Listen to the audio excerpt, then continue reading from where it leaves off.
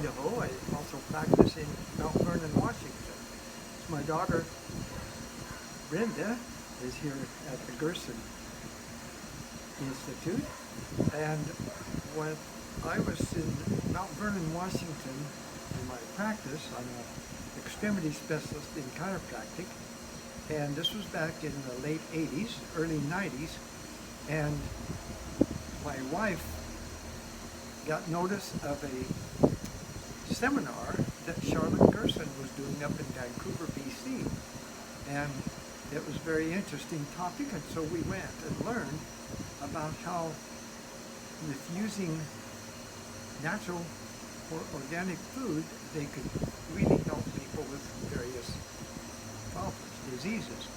We took that seminar, and the lady that was with her that catered the meal for us 200 seminar participants was Madeline Barnes, who was a survivor of melanoma.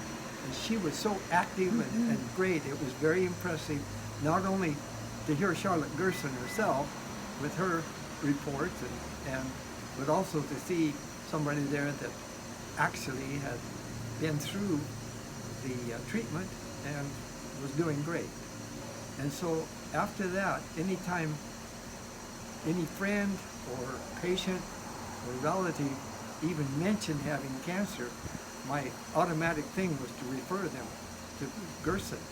And my wife and I, my wife is from Hershey, Pennsylvania, and her mother was always out in the backyard, which bordered a forest, and was cleaning things. And in the course of the event, she got 51 tick bites. Well, she was accompanying us when we went to China to adopt a child, and she was not feeling too well, and so she went to the doctor because she was coughing. And they said, "Oh, you have pneumonia." So they treated her for pneumonia, and then later her joints were aching. They said, "Oh, you've got arthritis." So they treated her for arthritis. After 5 years of that, one doctor said, 51 tick bites.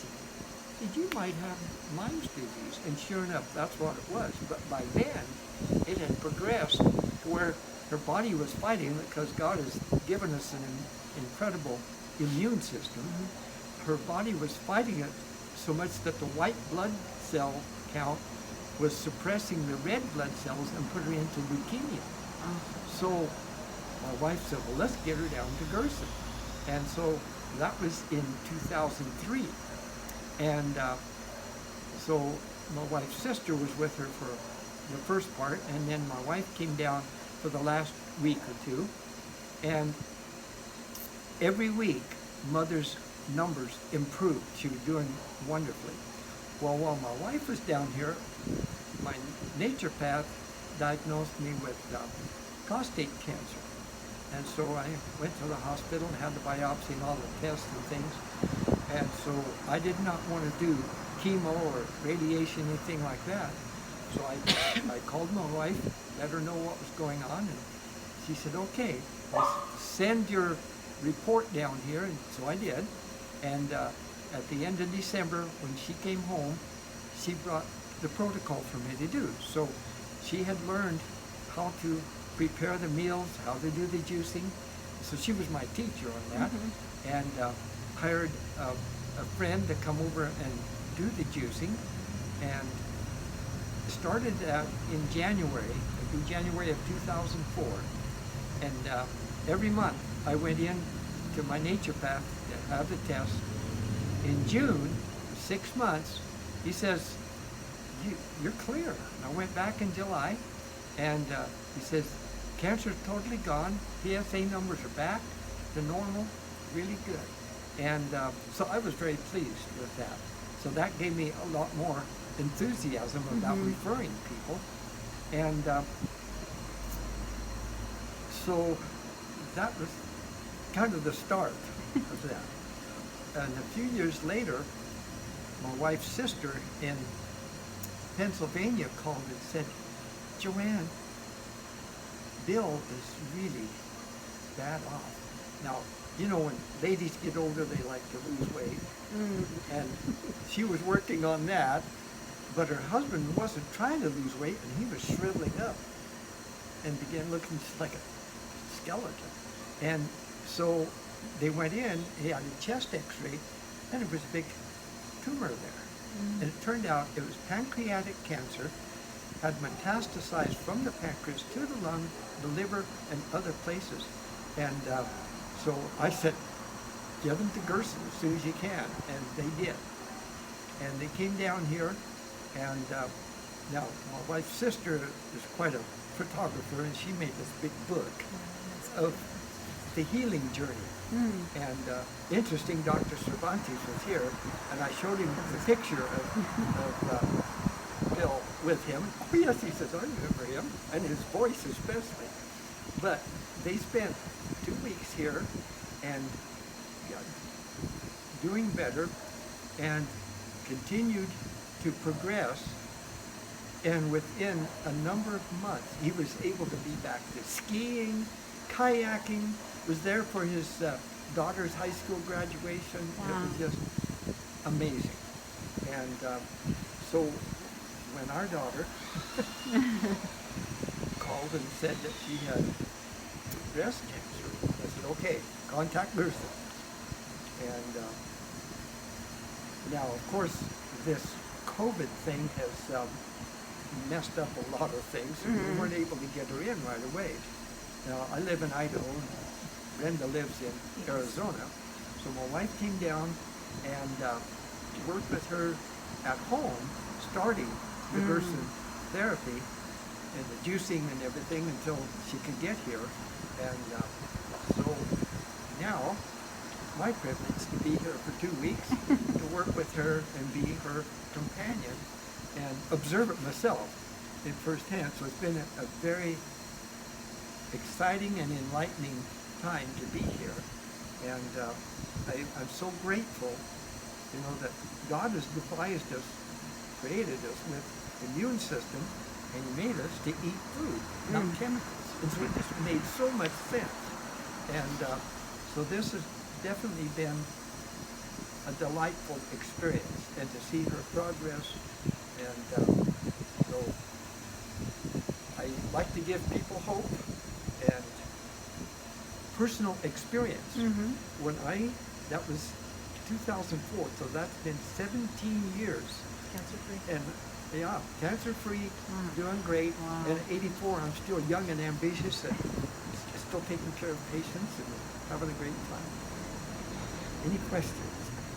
Well, since you're here with your daughter, Brendakay, so let's ask her what her experience has been, because one, she's seen it in your family, in your family situation, and now she's living the Gerson life. Yeah.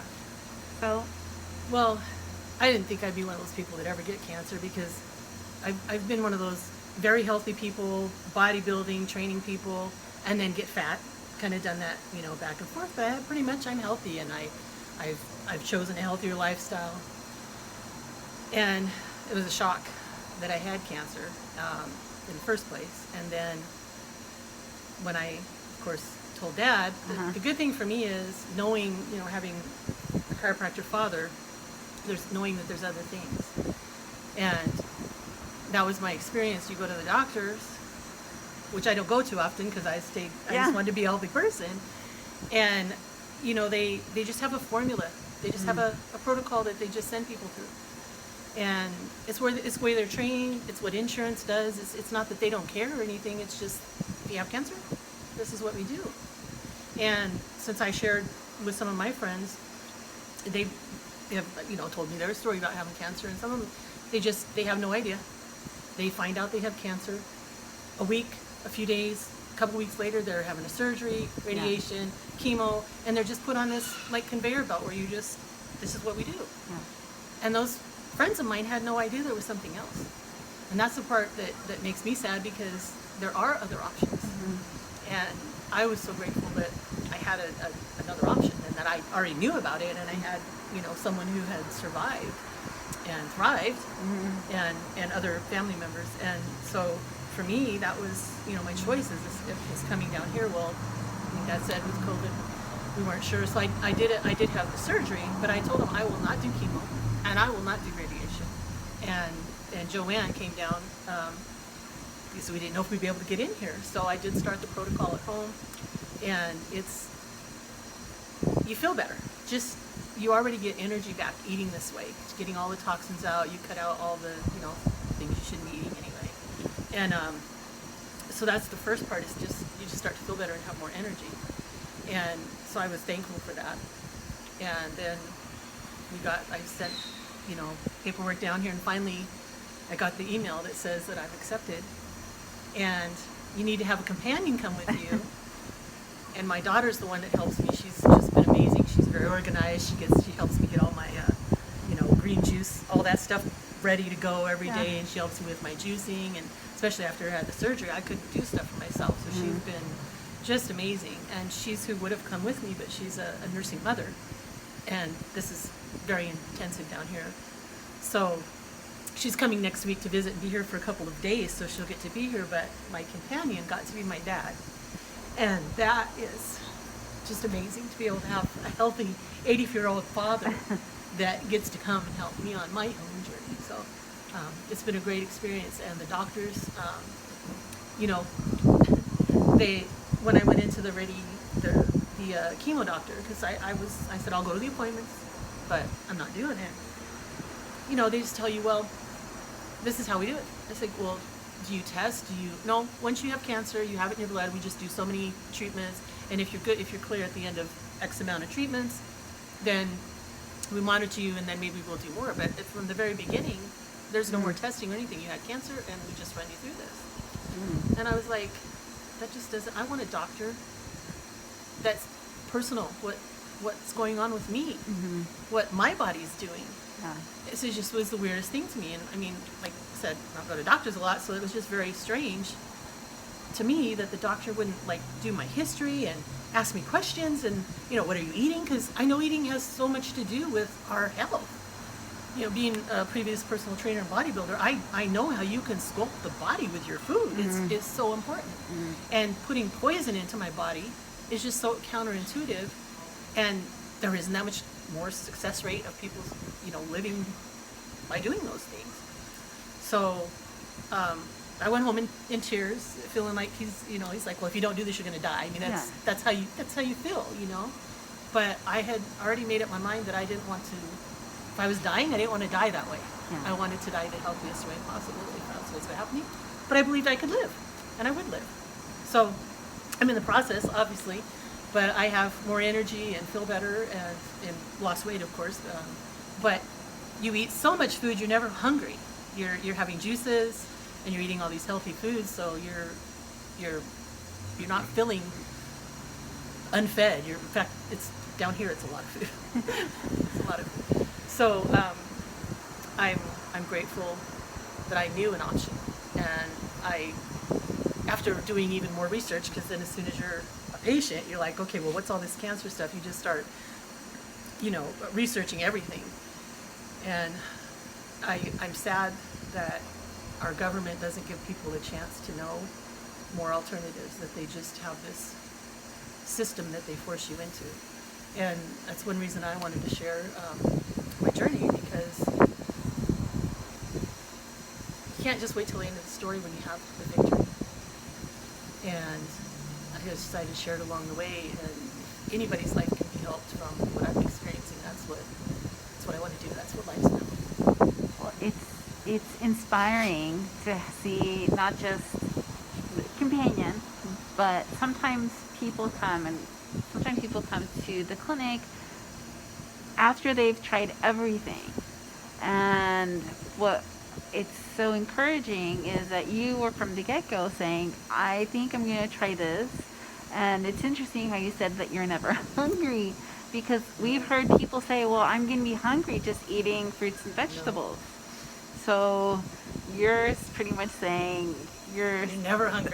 You're eating all the time and drinking your juice. You're getting the nutrients. That's the problem. Because I battled weight. Even though I was a bodybuilder, I would still get up to, weight. I'm kind of heavy right now.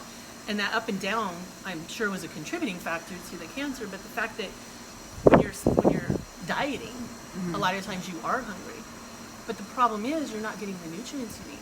And a lot of Americans that eat a lot of food, you're not getting the nutrients, so you're still hungry even when you've eaten food. And when you're eating the proper food and giving your body the nourishment it needs, you're fulfilled. You're not hungry. You're not having cravings. You're not having that feeling you get after call it the carb coma. After you eat a big meal or a pizza or something, you just feel like, oh. You don't have that. You're full, and you're getting all the nutrients, so you're not craving. You're not feeling ill after meals. So, it's definitely you're not starving. So when you go home, Brendakay, are you gonna stay with her for a little bit, or? No, because my daughter will be coming down here, so she'll have a couple of days of it, and she's already training me. So this was because you can't come without a companion because you need someone with you.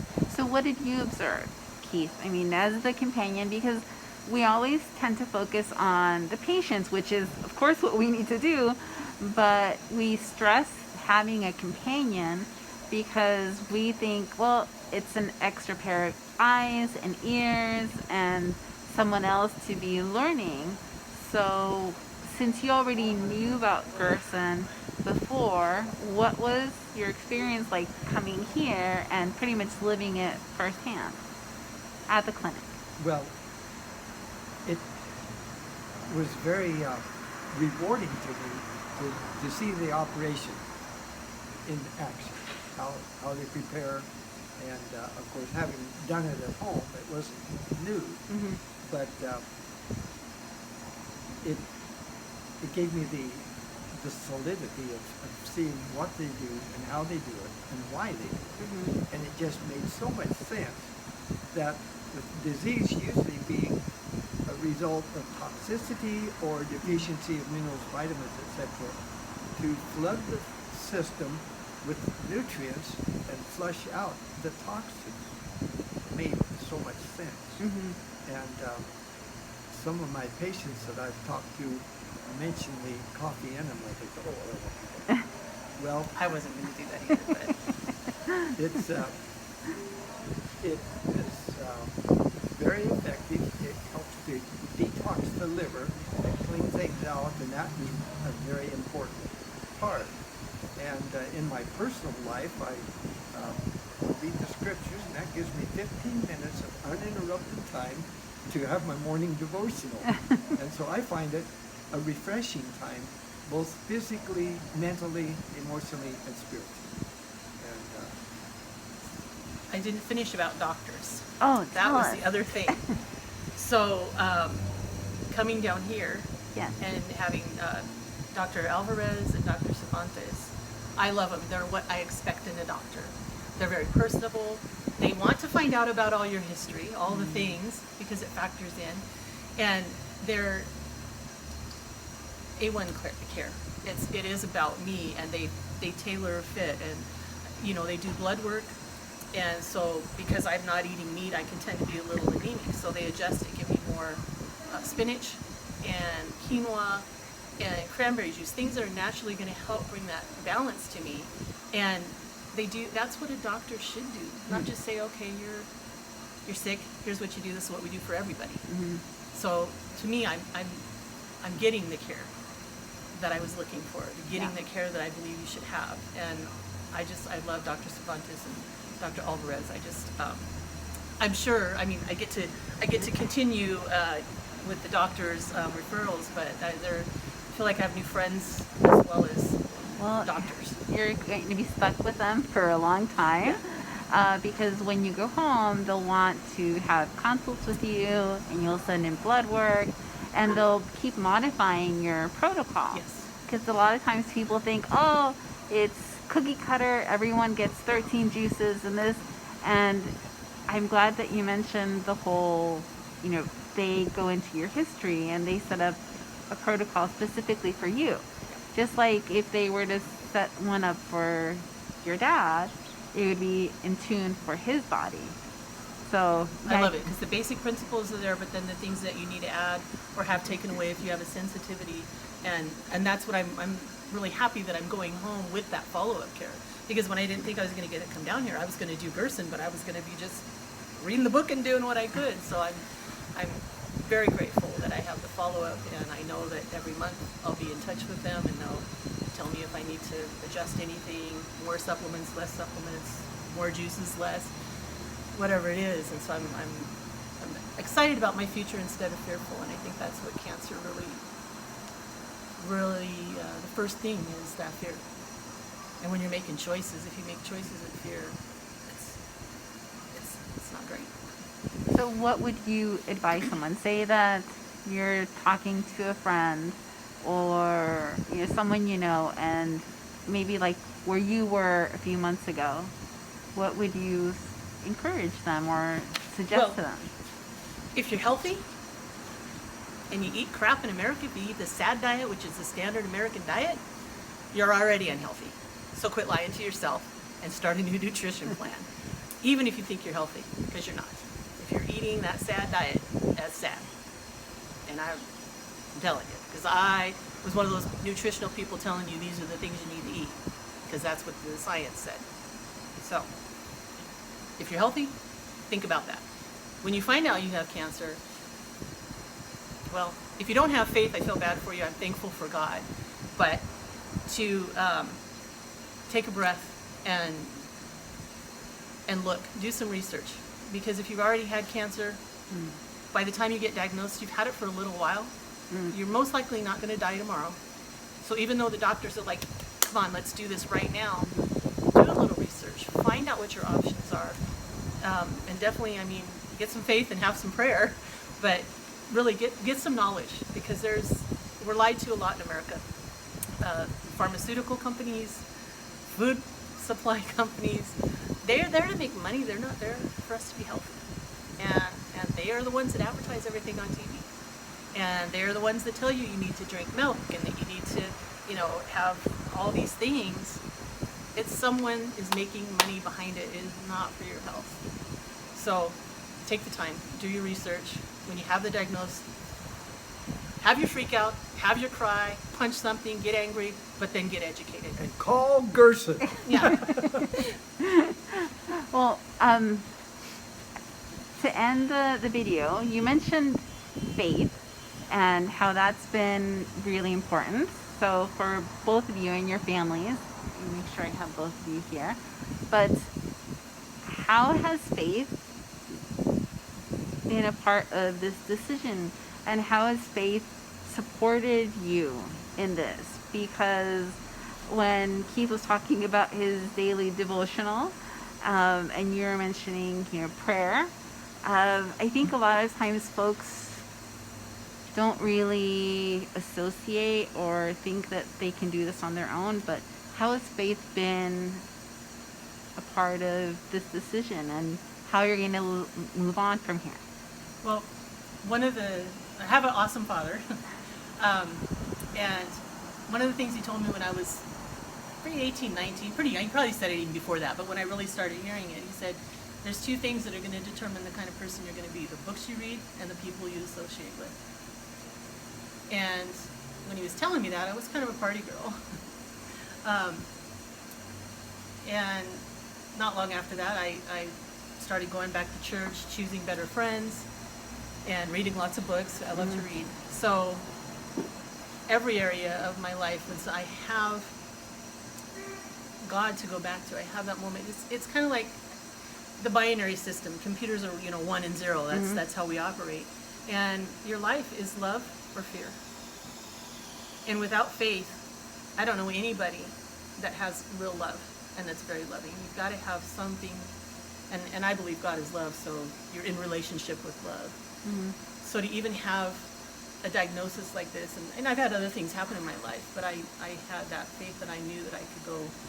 And because I've developed the friendships, because people will tell you, you need to just do chemo, you need to do, but the kind of friends I have were instantly so supportive, praying for me. I even had people send gift cards and money, and I've had so much love because I've built a community of people who are they love God and they love each other and they're there for you on the real level.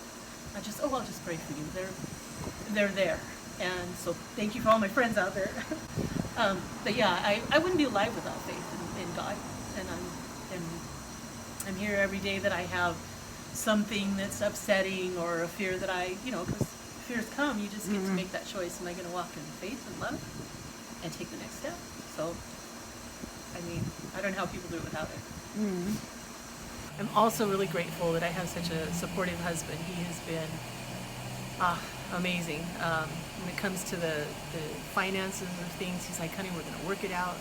And the fact that I'm doing alternative, he's like, whatever you need to do, I'm going to trust that you're going to take the best care of your body. And I appreciate that support because I was watching a video about some cancer patients and they don't have that support. If anybody doesn't follow along with the plan, people even get divorced, and especially with breast cancer.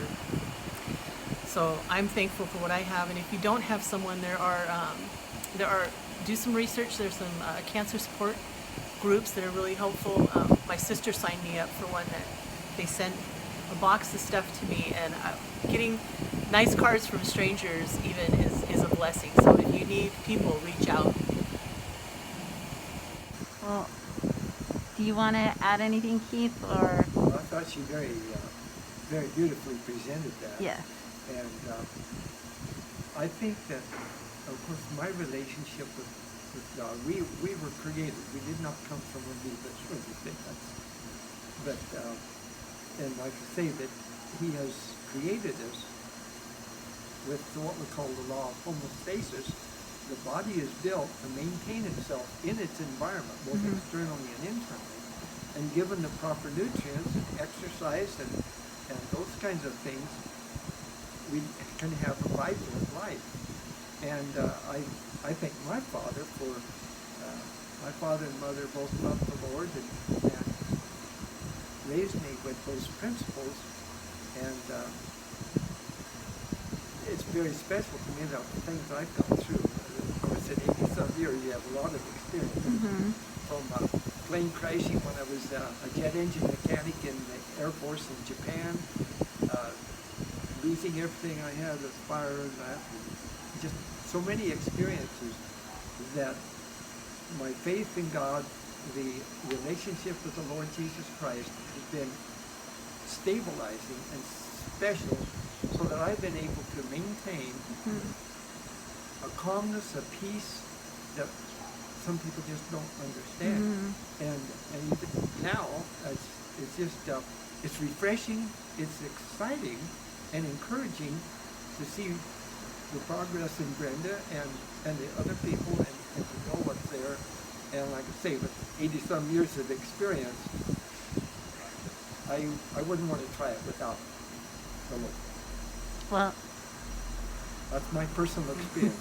Yeah, that's my personal opinion, and I'm sticking with it. well, thank you both for your time, and we appreciate you and your dad being here, and wish you all the best, Brendakay. Thank you. Well, I appreciate Gerson being here, and thank you for coming down, giving me the opportunity to share, because that's all I'm going to do for the rest of it. I mean, it's just so important to let people get educated and to share your experience, because that's the other thing. When you get isolated, if anybody's learned anything from COVID, isolation is not good for your soul. For sure. And on that note, thank you so much.